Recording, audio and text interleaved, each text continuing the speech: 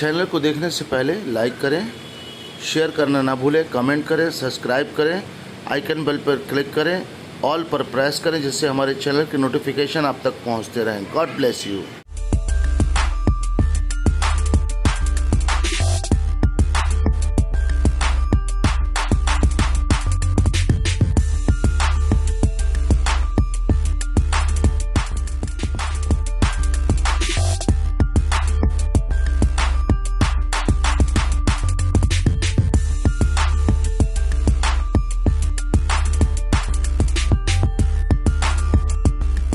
आज मैं कुछ बातों पर प्रकाश डालने जा रहा हूं पवित्र आत्मा की अगुवाई में। जब मैं यहाँ पर बैठा हुआ था और थोड़ी देर मैं कुछ बातों में आज मनन कर रहा था, दोपहर से मेरे मन में पवित्र आत्मा से कुछ बातें चल रही थी और मैं मनन कर रहा था कि परमेश्वर क्या बात है। हमारी चर्च में बहुत कम लोग जुड़ते हैं और कुछ लोग ज़्यादा दिन नहीं चलते हैं, आते हैं और जाते रहते हैं, फिर कुछ नए लोग जुड़ जाते हैं, फिर लोग कुछ चले जाते हैं। तो इन बातों को लेकर मेरे अंदर मंथन चल रहा था। तो मेरे को परमेश्वर ने कुछ वचन दिए। बाइबल जो है विश्वास के ऊपर आधारित है और विश्वास के साथ विश्वास योग्यता वो बहुत महत्वपूर्ण विषय है।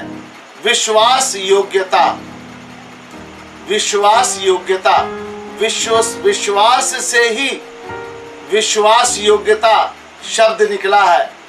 जब विश्वास करेगा किसी व्यक्ति पर, जब हमारे और आपके संबंध बन जाएंगे, विश्वास एक दूसरे पर हो जाएगा, तो उसके बाद सबसे बड़ी चीज होती है विश्वास योग्यता।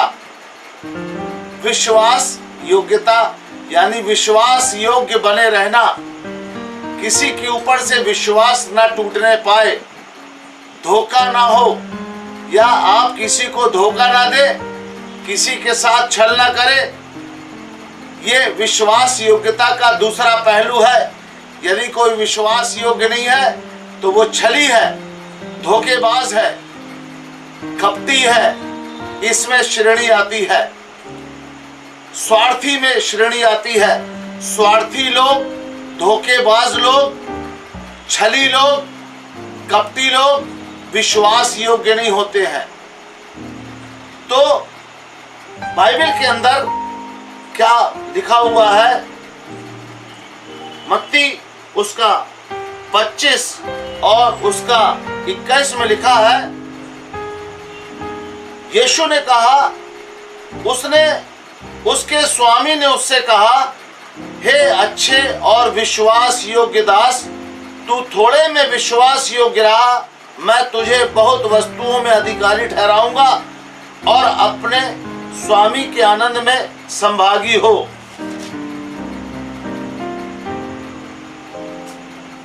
यहाँ पर तोड़ों का दृष्टांत दिया हुआ है। तोड़ों का दृष्टांत दिया हुआ है।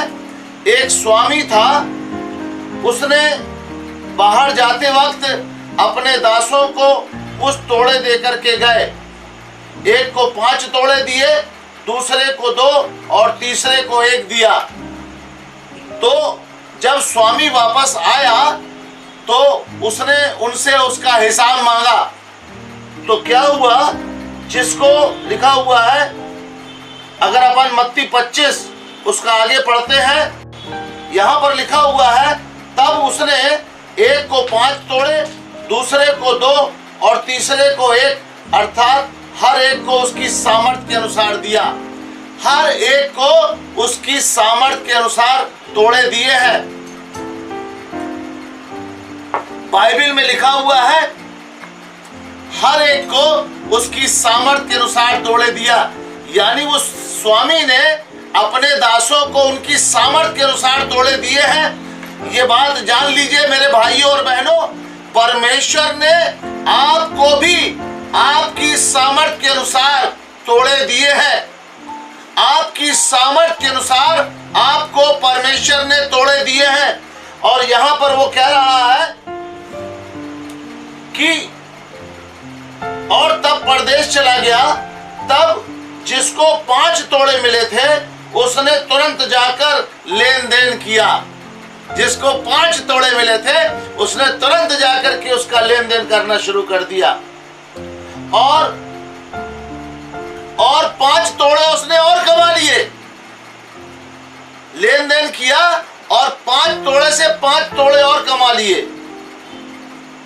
इसी रीति से जिसको 2 मिले थे उसने 2 और कमाए, उसने भी लेन देन कर लिया, इन्वेस्ट कर दिया, उन तोड़ों को खर्च कर दिया, तो उसने भी 2 तोड़े कमाए। फिर लिखा है जिसको 1 मिला था उसने जाकर मिट्टी खोदी, अपने स्वामी के रुपए छुपा दिए। ये बहुत बड़ा रहस्य है, बहुत बड़ा रहस्य है। क्या आपको जो तोड़े मिले हैं उन्हें आपने खर्च किए हैं, इन्वेस्ट किया है, या मिट्टी खोदकर उसमें गड़ा दिया है? कई प्रकार की सेवकाई है बाइबल के अंदर कई प्रकार की सेवकाई है, और परमेश्वर ने हर किसी को सेवकाई दी है। छोटे से लेकर बुजुर्ग तक को सेवकाई दी है। किसी को सेवा करने की, किसी को पहुनाई करने की, किसी को खाना बनाने की, किसी को प्रचार करने की, किसी को पानी पिलाने की, किसी को प्रेरित की, किसी को भविष्यवक्ता की, किसी को पास्टर की, किसी को शिक्षक की, और भी प्रकार की सेवकाई है। और जो आपको तोड़े मिले हैं उनको आपने खर्च किया है या गड़ा दिया है, विश्वास योग्यता को दर्शाता है। और यहां पर लिखा है फिर आगे, तो यहां पर लिखा हुआ है बहुत दिन के बाद उन दासों का स्वामी आकर उनसे लेखा लेने लगा। परमेश्वर भी जब आएगा तो आपसे और हमसे लेखा लेगा, हर किसी से लेखा लिया जाएगा। मैं बहुत खराई से बोलता हूं, शायद बुरा हूं, बहुत स्पष्ट बोलता हूं तो बुरा हूं, लोगों को शायद तकलीफ हो सकती है, लेकिन अगर तकलीफ होती है तो गोली, कड़वी गोली अगर पी लेंगे तो वो असर कर जाएगी, और अगर कड़वी गोली नहीं पिएंगे तो बीमारी बनी रहेगी। डॉक्टर जब दवाई लिखता है तो कड़वी गोली पिलाता है। हम भी परमेश्वर के दास हैं, ये परमेश्वर का वचन दवाई के समान है और ये कड़वी गोली के समान है। जब ये जाता है अंदर तो बहुत कड़वा लगता है, अगर हलक के अंदर उतर गया तो जीवन बदल जाएगा, और अगर उल्टी कर दिया आपने तो जीवन बर्बाद हो जाएगा। तो मैं आपसे स्पष्ट बोल रहा हूं, चर्च, जितने भी चर्च में जुड़े हैं, जरूरी नहीं है कि आपको सिर्फ सुनने की सेवकाई दी है। आपको सुनकर, सीखकर लोगों को बताना है, आत्माओं को बचाना है। और जो सेवकाई परमेश्वर ने आपको दी है, जो तोड़े परमेश्वर ने आपको दिए हैं, उन्हें आपको इन्वेस्ट करना है, खर्च करना है। मेरे को जो तोड़ा दिया है मैं बिथरा रहा हूं, खुलकर लोगों को बताता हूं, खुलकर लोगों को समझाता हूं और सिखाता हूं। इसलिए मैं बिथरा रहा हूं। जब स्वामी आएगा, मेरे से लेखा लेगा, तो मैं कहूंगा परमेश्वर जो तूने मुझे दिया मैंने उसको इन्वेस्ट कर दिया हूं, खर्च कर दिया हूं। और लिखा है लेखा लेने लगा। जिसको 5 तोड़े मिले थे उसने 5 तोड़े लाकर कहा, हे स्वामी तूने मुझे 5 तोड़े दिए थे, सौंपे थे, देख मैंने 5 तोड़े और कमाए। उसने डबल कर दिया। बैंक में भी डालो डबल हो जाता है 7 साल में। फिर लिखा 5 तोड़े और कमाए, और लाकर कहा, हे स्वामी तूने मुझे 5 सौंपे थे, देख मैंने 5 और कमाए। उसके स्वामी ने उससे कहा, हे धन्य, हे अच्छे और विश्वास योग्य दास। यीशु कह रहा है, क्या कह रहा है? धन्य, हे अच्छे और विश्वास योग्य दास, तू थोड़े में विश्वास योग्य रहा, मैं तुझे बहुत वस्तुओं का अधिकारी बनाऊंगा और अपने स्वामी के साथ आनंद में सहभागी हो। यानी यीशु के साथ आनंद में सहभागी हो, दूल्हे के साथ बारात में चल।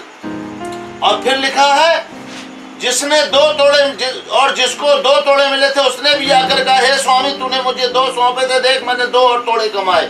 उससे कहा धन्य हे अच्छे और विश्वास योग्य दास, तू थोड़े में विश्वास योग्य रहा, मैं तुझे बहुत वस्तुओं का अधिकारी बनाऊंगा, अपने स्वामी के आनंद में सहभागी हो।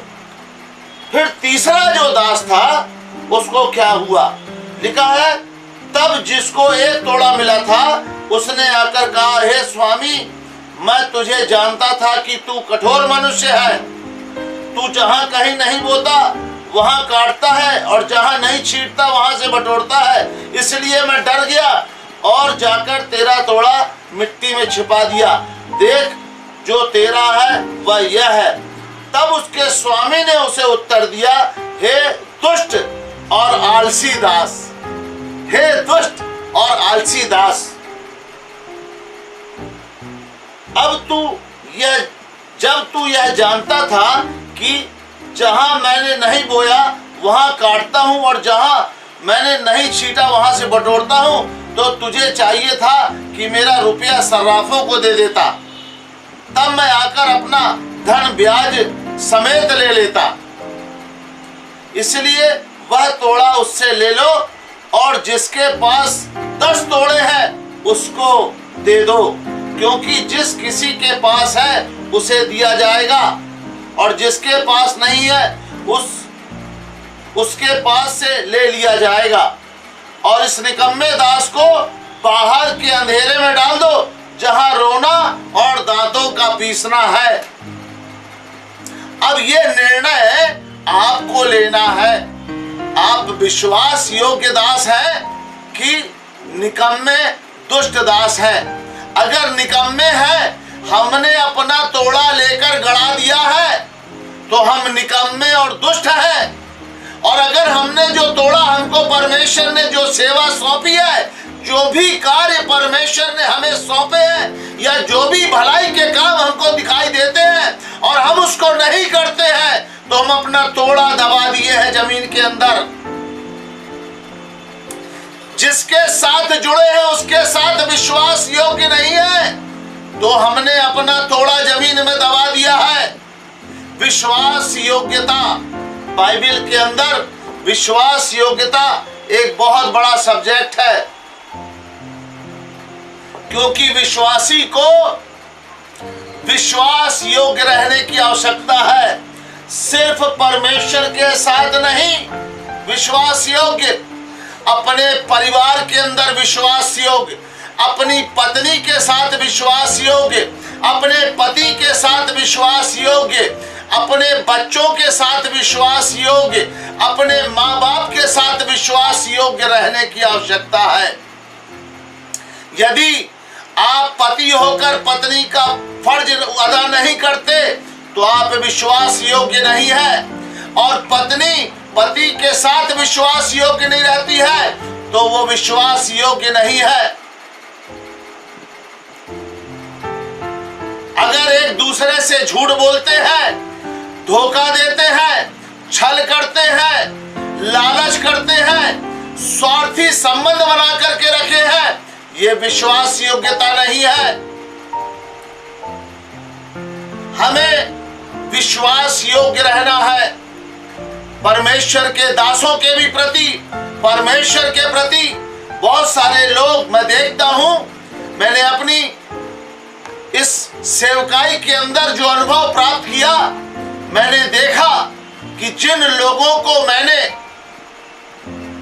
बचपन से, यानी जो नए जन्माए हुए बच्चे होते हैं विश्वास में, उनको मैंने चलना सिखाया पवित्र आत्मा की अगुवाई में, उन्हें मिलना सिखाया, उन्हें सिखाकर सेवक बनाया, उन्हें स्टेज दिया, मंच दिया, उन्हें आगे बढ़ाया, कहीं से भी कुछ रख ना छोड़ा, सब कुछ खोल खोल करके समझाया, लेकिन वो मेरे साथ विश्वास योग्य नहीं रहे।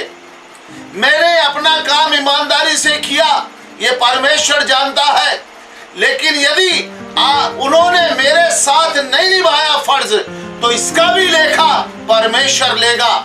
क्योंकि एक माँ बाप होते हैं, माँ बाप का फर्ज होता है बच्चों की परवरिश करना, बच्चों को देखना, बच्चों को उनकी जरूरतों को पूरा करना और उनका सब केयर करना।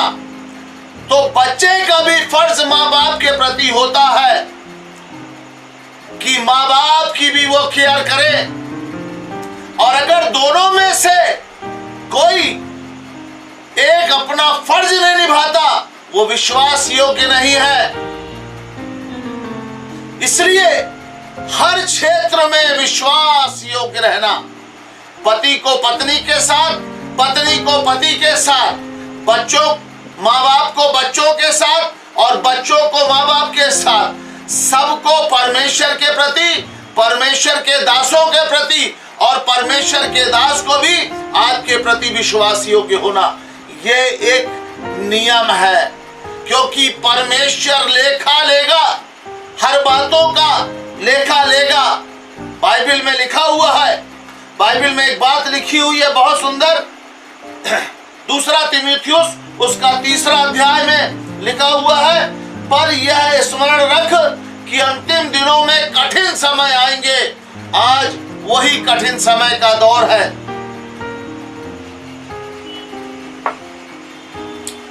बहुत कठिन समय है, क्योंकि मनुष्य स्वार्थी, लोभी, डींगमार, अभिमानी, निंदक, माता पिता की आज्ञा टालने वाले, कृतज्ञ, अपवित्र, दया रहित, क्षमा रहित, दोष लगाने वाले, असंयमी, कठोर, भले के भैरी, विश्वासघाती, विश्वास योग्य और विश्वासघाती, विश्वासघाती, ढीठ, घमंडी और परमेश्वर के ही नहीं वरन सुख विलास ही के चाहने वाले होंगे। वे भक्ति का भेष तो धरेंगे, पर उसकी शक्ति को न मानेंगे। ऐसों से परे रहना। बाइबल बताती है अंतिम दिनों में ऐसे लोग आएंगे, और ऐसे लोग बाहर के तो होंगे ही होंगे, क्योंकि उनके पास तो वचन नहीं है, लेकिन ये वचन किनके लिए कह रहा है? विश्वासियों के लिए कह रहा है, यीशु को मानने वालों के लिए कह रहा है ये परमेश्वर का वचन। हम में से ही ऐसे लोग होंगे और हैं, तो हमें अपने आप को जांचना है कि हम कितने विश्वास योग्य हैं परमेश्वर के प्रति, अपने परिवार के प्रति, प्रभु के दासों के प्रति, जो हमको अच्छी शिक्षा देते हैं, जो हमें वचन को खराई से समझाते हैं, वचन की बारीकियों को खोल खोल कर समझाते हैं, प्रार्थना करना सिखाते हैं, प्रभु से बात करना सिखाते हैं, स्वर्ग और परमेश्वर के धर्म राज की खोज करना सिखाते हैं, परमेश्वर से बातें करना सिखाते हैं, परमेश्वर से जुड़ना सिखाते हैं।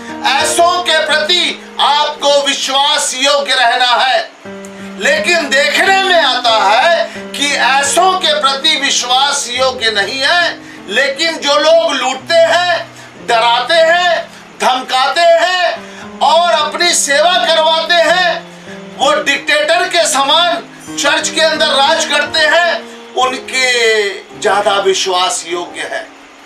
तो परमेश्वर, देखने वाला परमेश्वर न्याय करेगा।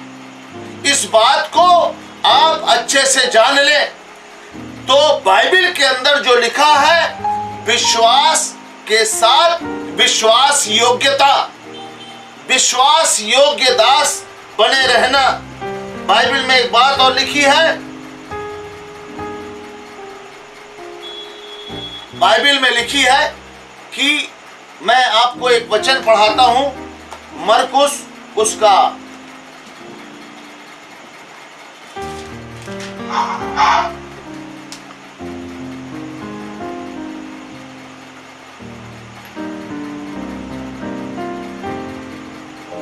पंद्रह पद से पढ़ेंगे अपन। यीशु ने उनसे कहा, तुम जाकर सारे तुम सारे जगत में जाकर सारी सृष्टि के लोगों को सुसमाचार प्रचार करो। ये एक रिस्पॉन्सिबिलिटी है, हर किसी की रिस्पॉन्सिबिलिटी है। अगर आप सोचते हैं कि मेरा काम सिर्फ चर्च जाना है, दान दशमांश देना है, प्रभु भोज लेना है और बाकी अपना जीवन जीना है, तो ये गलत फहमी मत रहना। आपसे लेखा लिया जाएगा, परमेश्वर पूछेगा, मैंने तुझे बोला था तुम जाकर सारे, ये बाइबल का जब वचन पढ़ते हैं तो ये चेलों के लिए नहीं है, पास्टरों के लिए नहीं है, प्रेरितों के लिए नहीं है, भविष्यवक्ता के लिए नहीं है, शिक्षक के लिए नहीं है, हर विश्वासी के लिए है परमेश्वर का वचन। जो भी ये पढ़ता है, परमेश्वर वचन के द्वारा हमसे बातें करता है। जब हम पढ़ते हैं तो क्या कह रहा है परमेश्वर का वचन? तुम सारे जगत में जाकर सारी सृष्टि के लोगों को सुसमाचार प्रचार करो। आपको सुसमाचार प्रचार करना है। प्रेरितों के काम की कलीसिया पढ़ेंगे अपन। प्रेरितों के काम के दिनों में जो कलीसिया होती थी, उनमें कई प्रकार की सेवकाई बांटी गई थी। आप पढ़ें बाइबल को, पूरी कलीसिया में सेवकाई बांटी गई थी और सेवकाई की जाती थी। प्रार्थना करने की भी सेवकाई है। कलीसिया लौ लगा करके प्रार्थना करती रहती थी, ये भी एक सेवकाई है। प्रार्थना योद्धा बनना, ये भी एक सेवकाई है। बहुत सारी सेवकाई है। किसी की मदद करना, ये भी सेवकाई है। सेवकाई को मदद करना, बिजनेस से कमा करके, ये भी एक सेवकाई है। मैंने हिस्ट्री पढ़ी थी, अभी भी बहुत सारे ऐसे कंपनियां हैं बड़ी बड़ी जो 90% परमेश्वर को देती है अपनी कमाई का। जॉनसन एंड जॉनसन और भी कंपनियां हैं, मैं ज्यादा नाम भूल रहा हूं उनके। ये 90% अपनी कमाई का हिस्सा परमेश्वर को देती है, सेवकाई के लिए देती है। ये भी एक सेवकाई है। तो कई प्रकार की सेवकाई है। ये आपको जब प्रार्थना में रहोगे, बोझ के साथ रहोगे, परमेश्वर आपको बोझ डालेगा, आपको परमेश्वर बताएगा, आपके अंदर बोझ आएगा, ऐसा कर। मेरे अंदर जो बोझ आता है मैं वैसा करता हूं। मुझे पता चला मुझे मेरी अपोस्टल की सेवकाई है। मैं एवेंजलिस्ट जरूर लगाता था अपने नाम के आगे, क्योंकि एवेंजलिस्ट तो हर किसी को परमेश्वर ने बनाया है।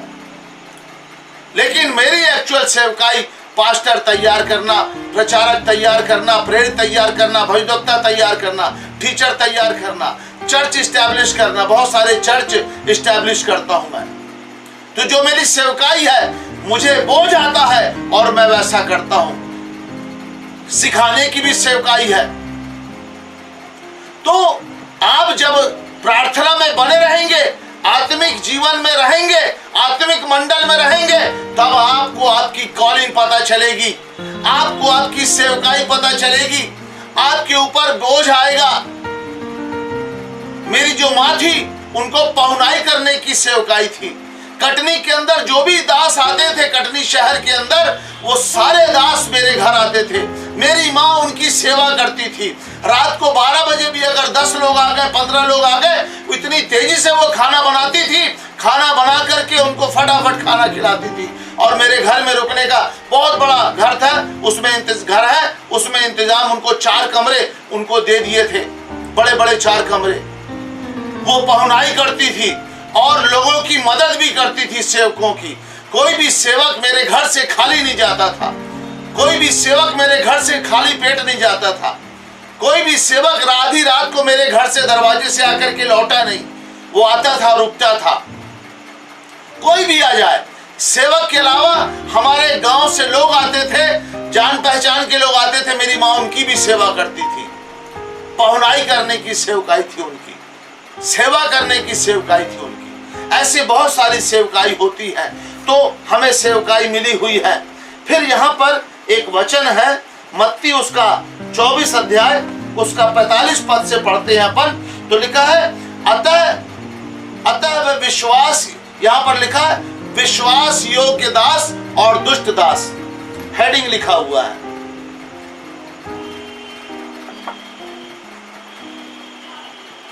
विश्वास योग्य दास और दुष्ट दास। अतः वह विश्वास योग्य और बुद्धिमान दास कौन है, जिसे स्वामी ने अपने नौकर चाकरों पर सरदार ठहराया कि समय पर उन्हें भोजन दे। धन्य है वह दास जिसे उसका स्वामी आकर ऐसा ही करते पाए। परमेश्वर प्रभु यीशु मसीह जब आए तो हमें और आपको सेवा करता हुआ पाए। हम अपनी सेवा में लौलीन रहे। जो सेवा परमेश्वर ने हमें दी है उसे हम करते हुए पाए जाए। तो यहाँ पर क्या कह रहा है, वह विश्वास योग्य और बुद्धिमान दास कौन है, जिसे स्वामी आकर अपने नौकरों चाकरों पर सरदार ठहराए कि समय पर उन्हें भोजन दे। अब भोजन सिर्फ खाने भर से नहीं है, वचन भी भोजन है और भी काम भी है। तो लिखा है, मैं तुमसे सच सच कहता हूं,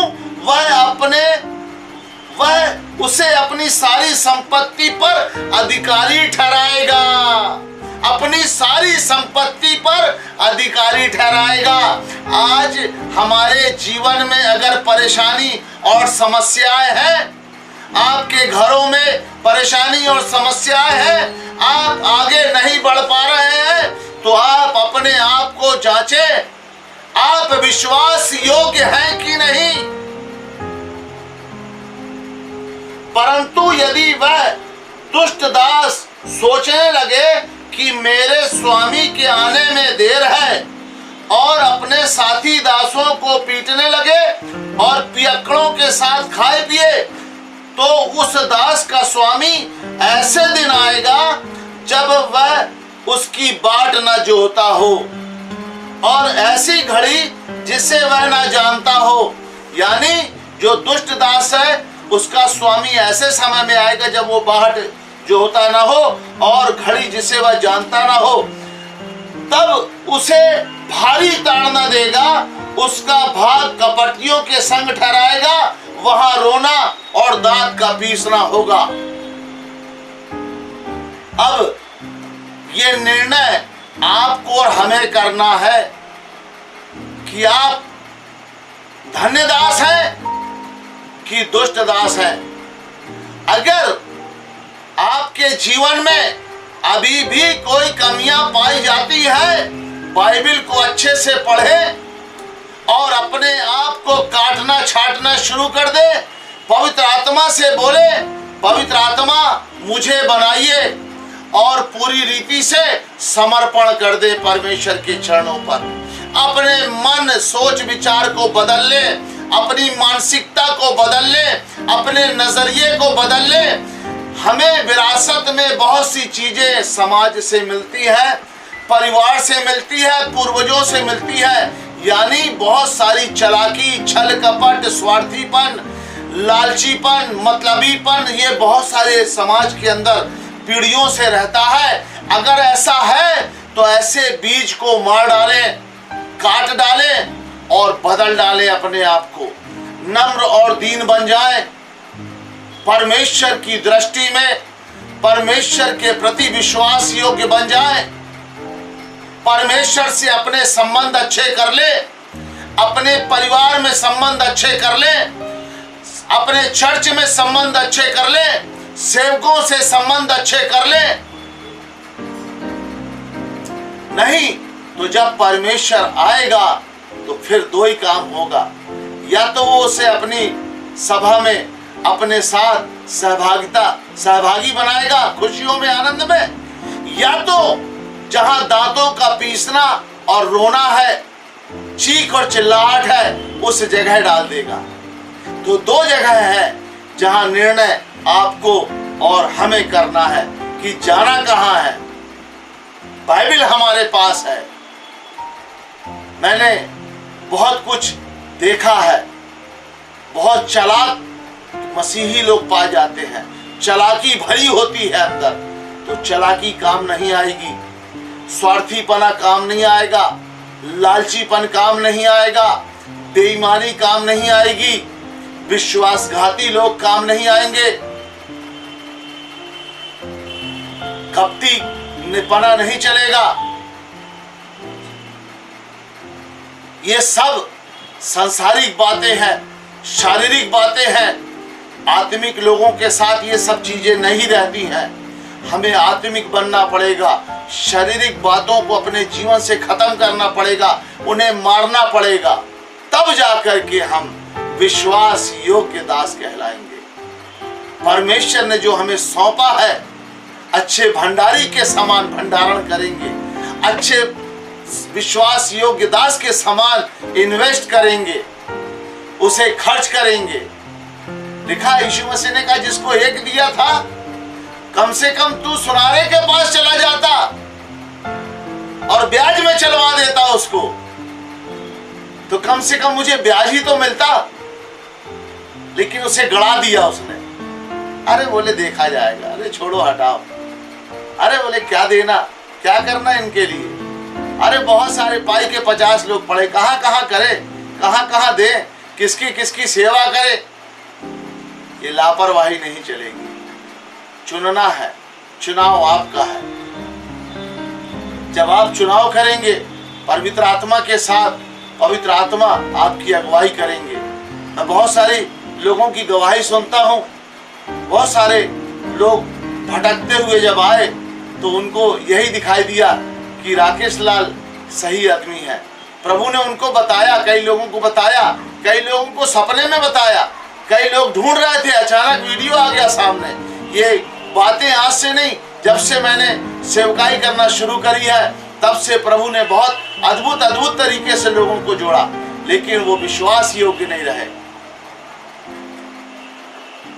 परमेश्वर पूछेगा कि मैंने तुझे दास से जोड़ा था अपने, तो उसके साथ कितना विश्वास योग्य रहा। यदि उसके साथ तू विश्वास नहीं योग्य नहीं है तो मेरे साथ क्या विश्वास योग्य होगा। आज हम जिनको देखते हैं अगर उनका आदर नहीं करते हैं तो जिसको नहीं देखा उसका आदर कैसे करेंगे। बाइबल हमें बताती है। इसीलिए अपने पड़ोसियों से अपने समान प्रेम रखने के लिए कहा गया है। अब हम अपने पड़ोसी से प्रेम नहीं रखते, खुदा से क्या प्रेम करेंगे जिसे नहीं देखा। परमेश्वर के दास का आदर नहीं करते, परमेश्वर के दास की आज्ञा नहीं मानते, जिस परमेश्वर को नहीं देखा उसकी आज्ञा क्या मानेंगे। ये एक नियम बनाया है परमेश्वर ने, एक सिस्टम बनाया है, उस सिस्टम के अधीन रहना है। बाइबल में लिखा परमेश्वर के दासों के अधीन रहो, एक दूसरे के अधीन रहो, विश्वास योग्य रहो। तो हमें विश्वास योग्य बने रहना है ताकि परमेश्वर हमें जब आए देखे, नहीं ये इसने बहुत ईमानदारी से काम किया, ये विश्वास योग्य दास है, उसे धन्य कहेगा। कितनी बड़ी बात है, हे धन्य दास, कितनी बड़ी बात है। यीशु जिसे धन्य कहेगा।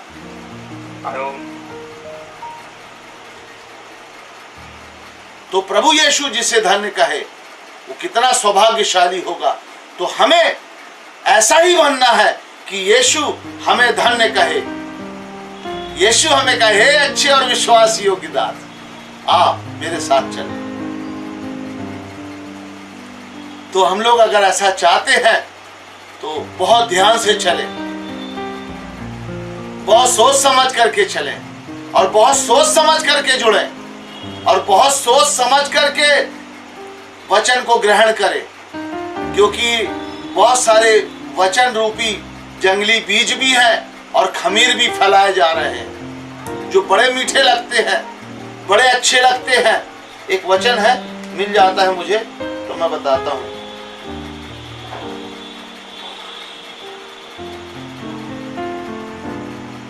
उसमें लिखा है कि ऐसा लिखा हुआ है, 2 तीमुथियुस उसका 4 अध्याय,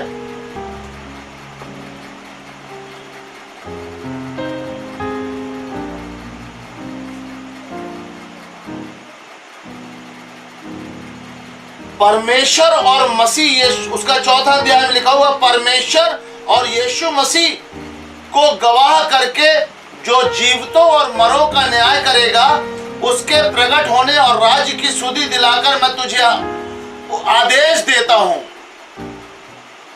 कि तू वचन का प्रचार कर, समय और असमय तैयार रहे, सब प्रकार की सहनशीलता और शिक्षा के साथ उलाहना दे, डांट और समझा, क्योंकि ऐसा समय आएगा जब लोग खरा उपदेश ना सह सकेंगे, पर कानों की खुजली के कारण अपनी अभिलाषाओं के अनुसार अपने लिए बहुत से उपदेशक बटोर लेंगे और अपने कान सत्य से फेरकर कथा कहानियों पर लगाएंगे।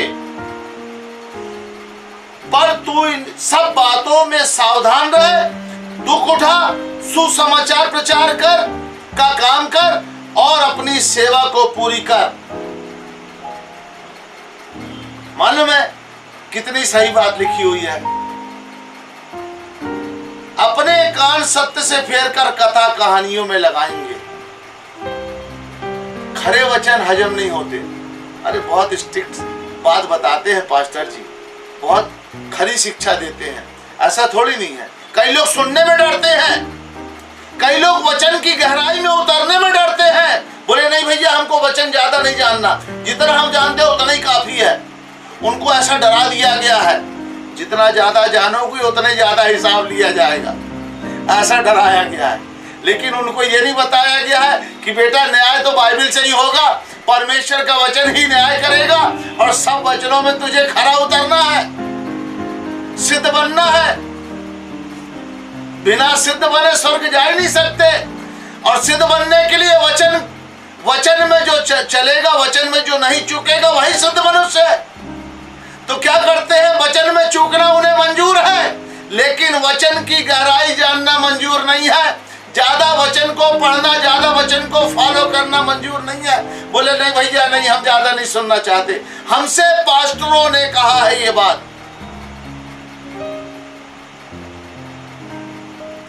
जितना जानते हैं उतना ही सफिशिएंट है, ज्यादा नहीं जानना हमें। हमारा काम है चर्च लेना, प्रचार करना, प्रभु भोज देना, गाना बजाना करना और अपना मद मस्त रहना, बस इतना ही काफी है। प्रभु हमें ले जाएगा स्वर्ग। गलत फहमी में, बहुत गलत फहमी में लोग जी रहे हैं। तो कानों की खुजली के कारण क्या लिखा है,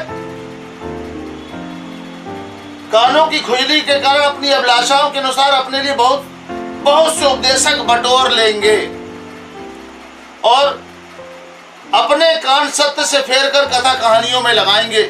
आजकल मोबाइल चल रहा है, सारा दिन मोबाइल, शाम को डेटा ही नहीं बचता है मीटिंग में अटेंड करने होने के लिए। क्या करें ब्रदर, डेटा ही खत्म हो जाता है। वो बच्चे ने चला डाला, कहीं उसने चला डाला या मेरे से खर्च हो गया तो मीटिंग अटेंड नहीं कर रहे हैं। भैया मैं बताऊं, 25 रुपए का 2 GB आता है, 15 रुपए का 1 GB आता है। मीटिंग अटेंड करने के लिए 15 GB का डेटा डाल ले। और मैं कहूंगा कि वो जो आ रहे हैं आजकल शॉर्ट बन के छोटे छोटे, या फिल्मों की कटिंग आती है या जो भी आता है, हंसी मजाक चुटकुले नाटक, उनको देखना बंद कर दे। क्योंकि बाइबल कह रही है सत्य से कान फेर कर कथा कहानियों में लगा लेंगे। और बहुत सारे लोग इसके एडिक्ट बन चुके हैं, शैतान ने एडिक्ट बना लिया है। तो निकल आए, सच्चाई खराई वचनों को सुने, देखें कौन खरी शिक्षा दे रहा है। क्योंकि खरी शिक्षा कड़वी गोली के समान है। अगर कड़वी गोली पी लेंगे तो बुखार बीमारी भाग जाएगी। तो कड़वी ही गोली पिए जो खरी शिक्षा देता है, खरी शिक्षा को ही सुने। चिकनी चुपड़ी शुगर कोटेड बातों को सुनना बंद कर दें। जो वचन आपको चिकनी चुपड़ी वचन बता रहे हैं ना, अंत के दिन में मालूम क्या होगा, जब यीशु आएगा तो छोड़ दिए जाएंगे, तब छाती पीटेंगे, किड़किड़ाएंगे, दांतों को पीसेंगे, रोएंगे, गिड़गिड़ाएंगे, कुछ काम ना आएगा। तो अभी कड़वा सुन ले, खरी शिक्षा को ग्रहण कर ले, जिससे जीवन बच जाएगा। प्रभु आप सबों को बहुत आशीष दे। God bless you.